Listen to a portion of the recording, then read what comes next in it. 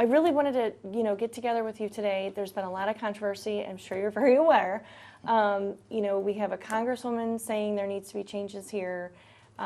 There's been calls for your termination, and a lot of issues, multiple deaths going on. So I wanted to give you the chance to respond. What do you want to say to the people that believe you are the problem and you need to be removed? When you say that I am the problem, I think we have to address how long have these issues been going on. This is not an issue that's happened in 6 months, a year, 2 years, more like a decade, couple decades. We're doing our best to address them. And I say when I say we're doing our best, we're put out an FRP for a new contractor. But it's just not about the health care. It's about every aspect of it. We've put in some things in place to ensure that everybody feels safe. We're making sure we put in $1 million. I put in for $1 million grant. And I say I because I wrote it. And we were granted it by the state, and we did matching funds so we can kind of upgrade the building throughout. A lot of people don't know, but since it is a facility, a correctional facility, a lot of things are not known to the public. And it should be some things that are not known, because we need to enhance the facility as far as our roofing project, as far as our plumbing system, things like that, that a lot of people won't get to see. But when it's all said and done, I've been here a little over a couple years, and it's proven to be worthy. I mean, I come in every day when people say, hey, they want to put all the responsibility on me, but we have to look at things in its totality and say, how long has it been going on? And when we address that and get to the why, and we're beginning as a city, as a division of corrections, to address it, I think we're going in the right direction. And it's not that I think, I know we're going in the right direction, because the proof is in the pudding. Why we're getting people that feel like they're worthy, staff, employees that come in. They feel like they're being rewarded for all the hard work, the different times that they've had to come in or stay late. Just a little bit of investment in people, and I know that they're the best resource. When it boils down to it, it's not whether or not they're being rewarded money-wise, but whether or not they're being appreciated as a person. And I do. I make it my business to know their name. I make it my business to walk the building, to let them know how important they are. Because while people are saying, hey, what are you doing for the detainees, nobody's ever talked about what are we doing for the staff. The administration has taken it upon themselves and rewarded them with pay, which is great. So now it's incumbent upon me to go and talk to the staff and let them know how we appreciate them just by being present. I had one to approach me this morning and say, Commissioner, you do a lot for us, and I just want to say thank you. And I was like, you're very welcome, because without you, there'll be no me. And I think when we pour just a little bit of ourselves into the job, which I did, I pour a lot of myself into the job, and I think I pour it into the people. If a detainee tells me something, I go and look at it. I vet it. If a staff member tells me something, I go and I vet it. So I think when it's all said and done, you have to, as a leader, you have to be willing to look at things and say, hey, what is it that I can fix? How long it's been going on, and where's it going? You talked about $1 million grant. Mm-hmm. So what did that pay for?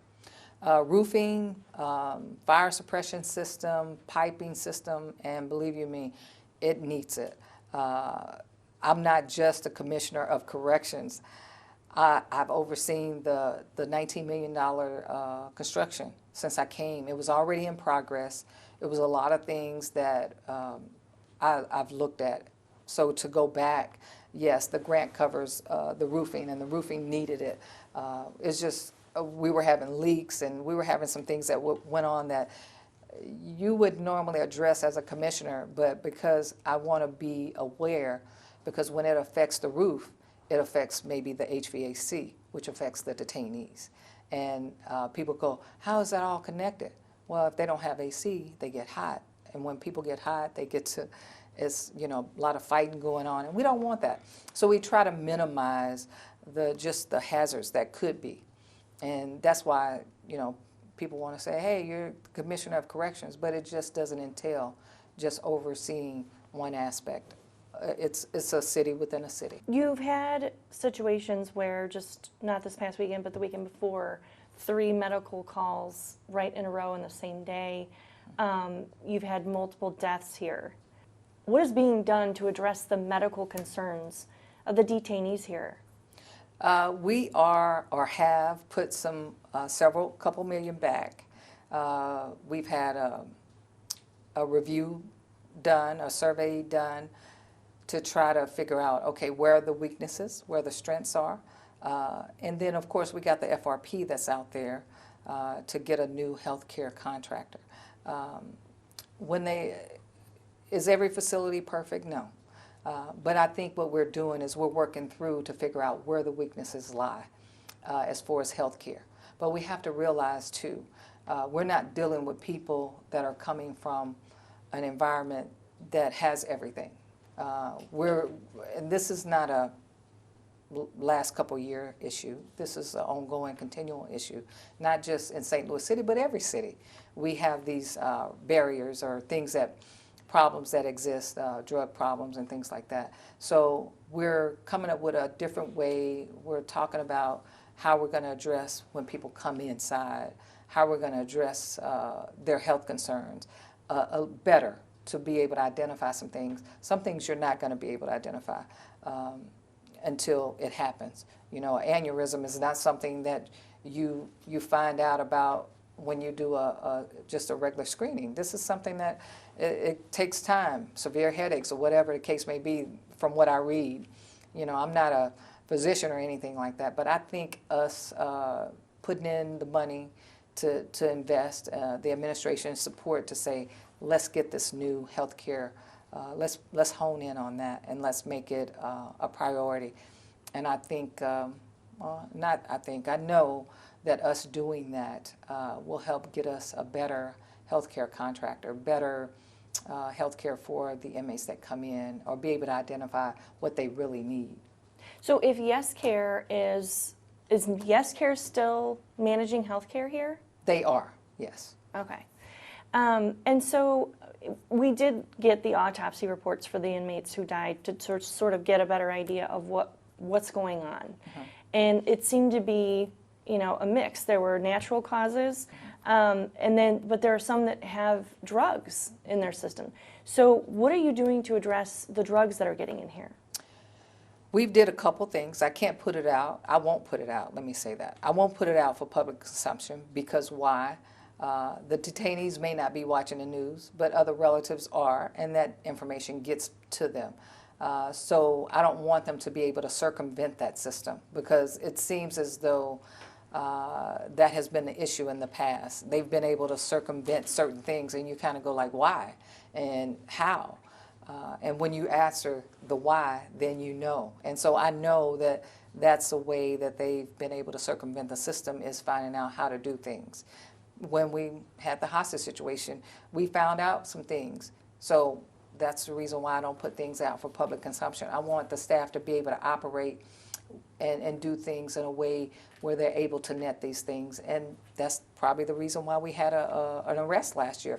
No one wants to talk about that, but we did make an arrest of an officer introducing contraband. Why? Because of our diligence to move forward and to be able to just identify where our problem areas are and put some things in place. Do you feel like there have been more overdoses lately than does it seem to be increasing right now? I can't say that they're overdoses. I can't say that there have been increases, but what I can tell you is that from the looks of it in the community, they've had an increase, an influx of overdoses in the community. I was talking to our health care provider, and they were saying that it was, you know, our emergency rooms in the community have been, you know, overcrowded or received a lot of overdoses. I wasn't aware. I can't say that it's any different from anything previously because I really don't have those numbers. I don't know those numbers because it's a process. And when I say it's a process to find out, is it really an overdose? And when those processes doesn't net that, you can't call it that. You can't call it an overdose. So then how do you figure out, like, if overdoses are the problem, that's what we need to address? Well, it's when the process is done, which is an investigation, right? It leads us to when certain things net in the positive, then we go on to go down that road to verify. When that's not there, then we have to go by the baseline of a detainee. When I say their health care baseline, that they come in here, that they have this, that they have that.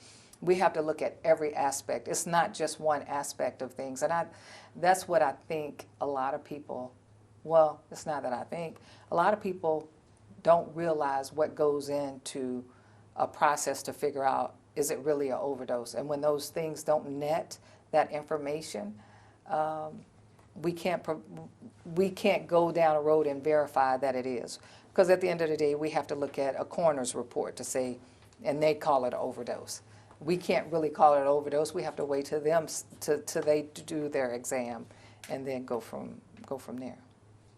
As far as the healthcare goes, how long do you think it's going to take for that, was it 11-member proposed committee? Yeah, we're in the process of it. I don't think it's at a standstill, I'll say that. Everything's moving along.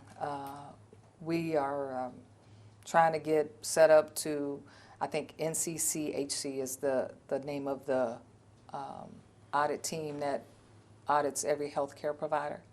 So inside of a correctional facility. And so with that, I think we'll be up in the next year to be, but we're preparing for that. We're trying to make sure everything is hitting on all cylinders, working with Department of Health to ensure that we get them more involved in the process. Because I think I don't have an MD, right? So we want to make sure everybody's involved in the city that has a medical background, and the Department of Health has played a big role in this. And we're thinking, we're hoping in the next couple months we'll have somebody awarded to come into the facility to take Yaskira's position. Okay. What is staffing like right now? Are you still short-staffed, and by how much? I'll tell you this. I won't say how much, but I will tell you this. Since I came here, we've been low staffing, low of staff. It's not just us, it's everyone. And when I say everyone, I've talked to other municipalities, and they've said the same thing. They're having issues with recruiting people. Hence, we've gotten an increase in pay for our staff. Increase in pay for those that are coming in with a retention incentive. It's always going to be an issue, because in a correctional setting, even in the federal system, we were, getting people to come into the system that don't have like or similar backgrounds to the people you house. It's hard to find sometimes. But I think we're working diligently. We have a good rapport with Department of Personnel. They're working diligently to get us those names and get some people in here. And it's going in the right direction. The staffing has always been an issue. I think it was back, I was looking, when I came 2 years ago, we were down 30 to 50 officers. We were looking for to fill 30 to 50 positions. And so I'll just say that we're hard at it. We're not at a capacity of 3 years ago, which I think they had 2,000 inmates right before COVID, and it's been down. We've been about 600 over the last couple years.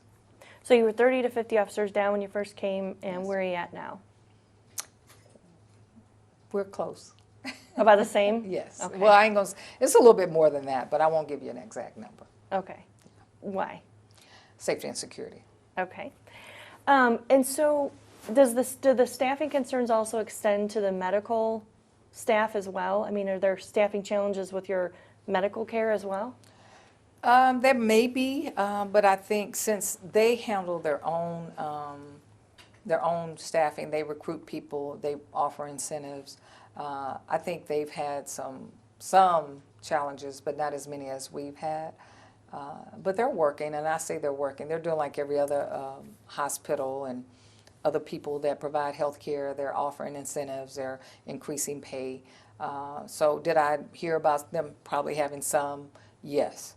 But that's no different from anybody else because we're having those same challenges, and so is the county, so is other municipalities. So it's about the norm for coming off of the heels of COVID. You know, everybody's suffering for people because what you're not going to get away from is direct contact, and that's what you need inside of any correctional facility is direct contact. So we also asked the police department for the number of calls for service to this address. Mm-hmm. And since 2020, there have been over 2,000 calls for service to this facility. Is that acceptable to you? I'm not going to say it's acceptable. It may be necessary. And I say that because we don't know, when you don't know what's really going on with people, you get people from the outside that are have drug histories that are not willing to advise you of that. And when issues occur that are abnormal, I would rather be safe than sorry. So I encourage it when we don't have an oncologist, when we don't have a cardiologist, because we don't. I would rather them allow them to go to the community, to a hospital to ensure everything's okay. Okay. And when inmates come in too, then do you go through like a body scanner, or what's the process to make sure that they are searched thoroughly? I'm not sure. We do have a segment of our building that PD uses, and I'm not sure what they utilize, but when they actually come to us, there is a body scanner, yes. And is it used? Do they go through it? Yes. And everything like that? Yes. Okay. And can you say that it is safe in here for inmates and staff? Nothing's ever 100% because you don't know people, right? But I can say when I'm aware of something, I address it. And, I mean, bottom line also, what is being done to prevent these deaths? We've got the oversight of the health care. Department of Health is being more interactive with what's going on to ensure we get a good provider in here to replace Yes Care. Just coming around, we've increased our rounds with the upper level management staff, increasing rounds to kind of get a pulse of the inmate population to see what's going on, how it's being done, if there's anything we can improve, and if there's anything we can improve, when we can improve it, how we can improve it. So we're doing, we got people on the ground, detainees. I encourage them to talk to us. I just want them to talk to us in a manner where we can understand. And I say understand because, you know, in any situation, people get uptight. And when they get uptight, their voice raises, they become animated. We just want them to communicate effectively. And so we can, and when not, that's when we deploy, when things are not as steady as it goes, we'll get mental health involved. It's a lot of things. Safety is always first for detainees, for staff, for everybody. The mayor ran on transparency, and you promised to improve living conditions here for inmates. We've heard from loved ones of inmates, we've heard from inmates, we've heard from attorneys that, you know, basic industry standards like rec time, access to showers, that sort of thing, it's not even meeting industry standards. So, and dirty laundry, sort of things like that. Mm-hmm. What are you doing to improve those living conditions, those basic living conditions? What we're doing is we're engaging with our staff. We're utilizing what we have. People are going to always say, this is not right. They don't, but this is the thing. It's not the staffing issue does play a role with certain things, but we're doing the feeding, we're doing the laundry. When people say this is not happening, can you show me a facility where everything's perfect? Please, because I would love to see how they're running it.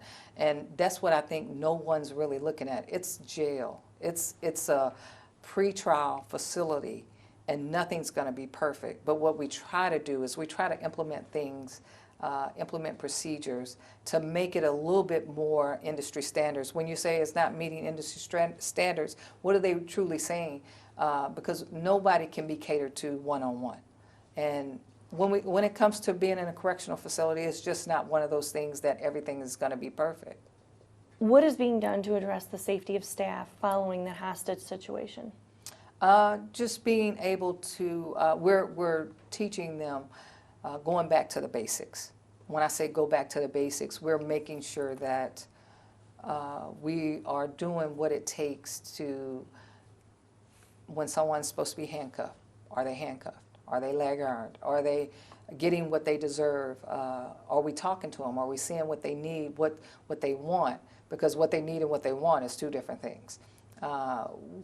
Talking to the detainees to figure out a why, because people will always say safety and security for the inmates, but like I was telling you and you just asked, what about the staff? We're doing a lot, and they know the staff, they appreciate it, and we're doing a lot to ensure their safety.